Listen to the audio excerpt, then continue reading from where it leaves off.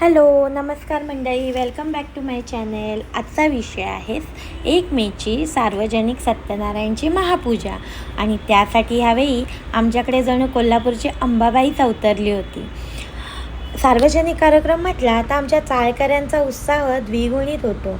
प्रत्येकजण एकदम कटाक्षाने आणि उत्स्फूर्तपणे प्रत्येक गोष्टीत भाग घेत असतात. तर रात्रीपासूनच ही तयारी चालू झाली होती. डेकोरेशन काय करावे, कसे करावे आणि ते कसे पूर्ण होईल ह्यावेळी प्रत्येकजण कटाक्षाने लक्ष देत असतं. आता आम्हाला जी देवीची प्रतिकृती रेडी करायची होती ती करेपर्यंत रात्रीचे 3 वाजले. त्यानंतर असा नाश्ता मागवून सगळ्यांनी त्याच्यावर ताव मारला.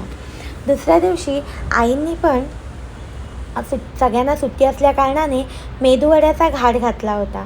पण हे मेदूवडे काही आम्हाला खाता आले नाहीत. झालं असं की आमच्या इथे जे नवदाम्पत्य असतं त्यांना पूजेला बसण्याचा मान असतो, पण काही कारणाने त्यांना बसता येणार नव्हते. म्हणून आदल्या दिवशी आम्हाला विचारणा करण्यात आली आणि पूजेला कोण नाही म्हणणार, त्यामुळे आम्ही दोघेही रेडी झालो. त्यामुळे हे मेदूवडे काही आम्हाला खाता येणार नाही, पण पूजेला बसण्याचा चान्स कोण सोडणार आणि एक पॉझिटिव्ह एनर्जी येते ती वेगळीच. त्यामुळे आम्ही पूजेला बसायचं ठरवलं. आता हे दुसऱ्या दिवशी सकाळी सगळ्यांनी आपापली कामं वाटून घेतली होती. आमच्या इथे कधीच कुणाला सांगावं लागत नाही, तू हे कर, तू ते कर. प्रत्येकजण आपल्या परीने आपल्यानुसार कामं करत राहतात, पण एकत्र करतात आणि ती मजा काही वेगळीच असते. तर ही देवीची प्रतिकृती सजवण्याची सगळ्यांची लगबग चालू होती. त्यातल्या त्यात ते कसं बसवावं, मग त्यासाठी सगळेजण आपापले अनुभव किंवा आपापल्या परीने ते पूर्ण करण्याचा प्रयत्न करत होते. आम्ही दोघींनी आमच्या घरात जे दागिने होते ते सगळे दागिने आणले आणि मग ते देवीला आणि ते जेमतेम कसे दागिने बसून ते छान दिसेल हा विचार केला आणि त्यानुसार ही देवीची प्रतिकृती आम्ही तयार केली. आता त्यासाठी सगळेजण खूप मेहनत घेत होते ॲक्च्युली, पण ते थोडं डिफिकल्ट असलं तरी पण आम्हाला सगळं डेकोरेशन आम्हीच केलेलं, म्हणजे इथेच केलेलं लागतं. रेडीमेड कुणाला आवडत नाही, कारण जे सगळे एकत्र मिळून करतात ना त्याची मजा औरच असते. तर सगळे थकले होते, तर यती सगळ्यांना एंटरटेन करायचं काम करतो आहे आणि तो नेहमीच सगळ्यांना हसवत असतो. आमच्या इथे सगळ्यात कॉमेडी पर्सन आहे आणि तो सगळ्यांना नेहमी हसवण्याचं काम करतो. ते पुण्य तो स्वतःच्या पदरात पाडून घेतो. बाकी सगळे आपापली कामं करत आहेत आणि हे असं आमचं डेकोरेशन बऱ्यापैकी पूर्ण झालेलं आहे. त्यानंतर ही बघा अंजली पण आता पूर्ण व्यवस्थित केअर काढून घेते पूर्ण मैदानाचा आणि आमचं हे डेकोरेशन पूर्ण झालं आहे. त्याच्या आधी मी नैवेद्यासाठी आज पनीर बटर मसाला बनवला होता. पुरी, डाळ, भाजी, भात आणि पापड एवढं मी बनवलं होतं. तर ही पनीरच्या भाजीची रेसिपी मी काय पूर्ण नाही टाकली आहे.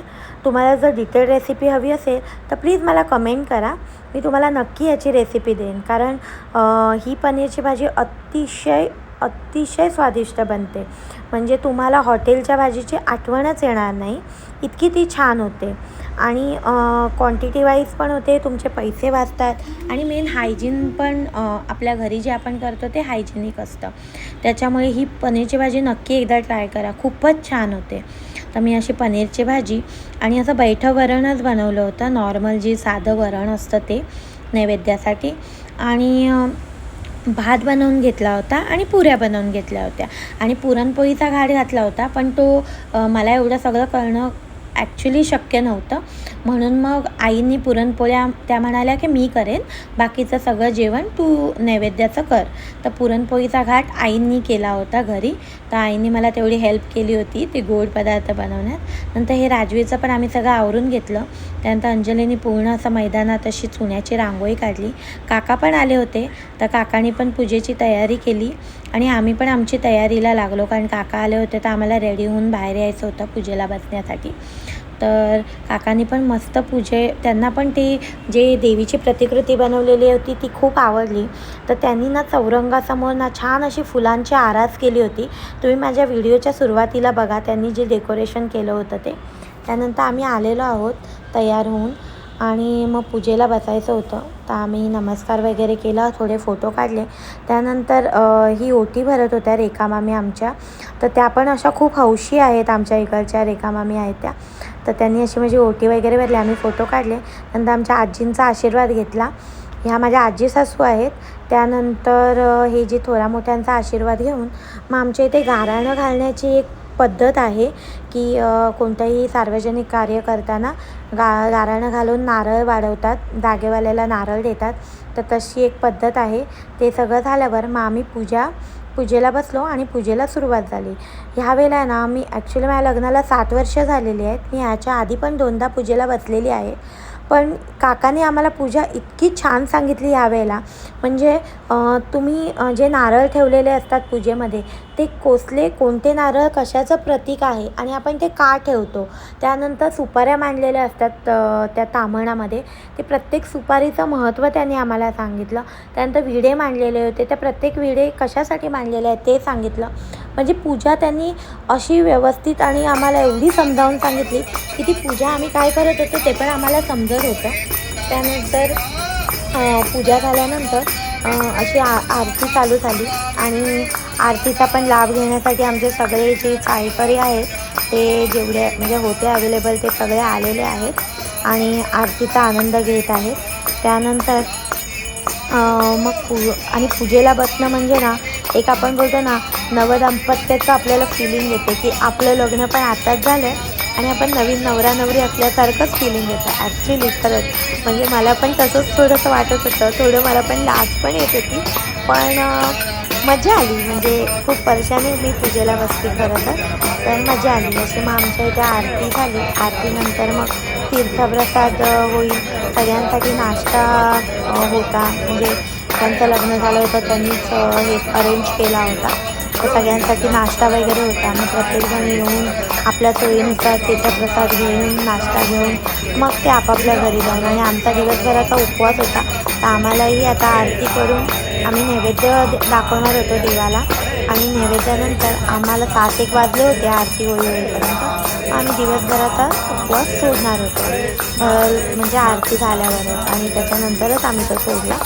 मग हे सगळं झालं आणि मग गुरुजींनी म्हणजे सगळं आम्ही त्यांचा नमस्कार वगैरे केला. जे ठरल्याप्रमाणे सगळं व्यवस्थित पार पडलं, त्यामुळे आम्ही देवाचे खरं तर आभार मानले.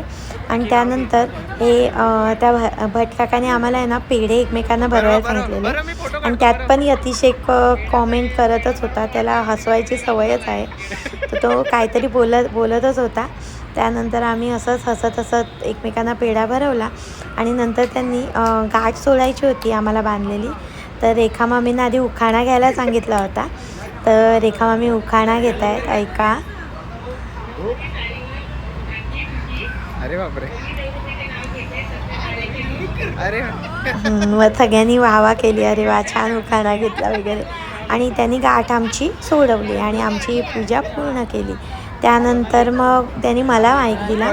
ॲक्च्युली मला नाव घ्यायचं होतं, त्यात राजवीरचं पण नाव घ्यायचं होतं, पण यतीशला वाटलं की मी राजवीरचं नाव घेते, अरे मुलाचं नाव घेते, अरे माझ्या मित्राचं नाव घे, असं त्याचं झालेलं. त्याची रिॲक्शन बघा मागे. त्याला मी नंतर बोलली नाही मी अजून घेते, माझं कंटिन्यू घ्यायचं आहे असं. मग त्यांनी शेवटी त्याच्या मित्राचं नाव घेतलं, तेव्हा तो थोडं त्याला रिलॅक्स वाटलं की हां बाबा घेतलं बाबा माझ्या मित्राचं नाव हिने. आणि मग त्यांनी टाळ्या वाजवून बाबा हां माझ्या मित्राचं नाव घेतलं शेवटी. आणि मग नंतर माझ्या नवऱ्या ॲक्च्युली तो घेईल की ना मला डाऊटच होता, कारण लग्नामध्ये पण त्याला मीच सांगितला होता उखाणा, पण त्यांनी वाटतं गुगल केलेलं का माहिती नाही, पण घेतला. पण त्याचा तो उखाणा अक्षरशः गणलाच. तर मला पण एवढं हसायला येत होतं त्याने उखाणा घेतलेला. तर पण ठीक आहे, त्यांनी प्रयत्न केला आणि मला खूप बरं वाटलं माझं नाव घेतल्यावर.